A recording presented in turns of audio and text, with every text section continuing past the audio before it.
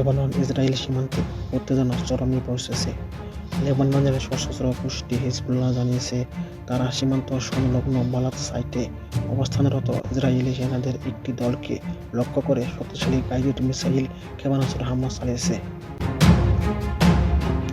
হিজবুল্লাহর পক্ষ থেকে দেওয়া এক আনুষ্ঠানিক বিবৃতিতে জানানো হয়, তাদের যোদ্ধারা দীর্ঘক্ষণ ধরে ওই এলাকায় ইসরায়েলি সেনাদের গতিবিধি পর্যবেক্ষণ করছিল।